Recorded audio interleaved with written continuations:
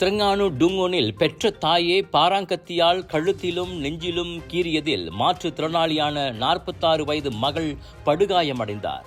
FELDA கிர்தே குடியிருப்பில் நேற்றிரவு 9 மணிக்கு நிகழ்ந்த அச்சம்பவம் அப்பகுதி வாழ் மக்களை அதிர்ச்சியில் உறைய வைத்துள்ளது. மனநலம் பாதிக்கப்பட்டவருமான 46 வயது அப்பெண் சம்பவத்தின் போது தனது அறையில் தூங்கிக் கொண்டிருந்தார். அப்போது 71 வயது தாய் அந்த அறைக்குள் நுழைவதை அவரின் மற்ற 2 பிள்ளைகள் பார்த்திருக்கின்றனர். ஆனால் அவர்களுக்கு சந்தேகம் எதுவும் ஏற்படவில்லை.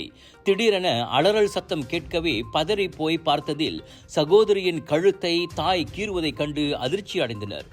விருட்டென பாராங்கத்தியை பிடுங்கி போலீசுக்கும் தகவல் கொடுத்தனர். போலீஸ் அம்மூதாட்டியை கைது செய்த வேளை காயமடைந்த மகள் டுங்கோன் மருத்துவமனையில் அனுமதிக்கப்பட்டுள்ளார். அவரின் உடல்நிலை சீராக இருப்பதாக தெரிவிக்கப்பட்டது. கைதான தாய் கோலத்திரங்கானு சுல்தானா நூர் ஜஹீரா மருத்துவமனையின் மனநல வார்டில் அனுமதிக்கப்பட்டிருக்கிறார்.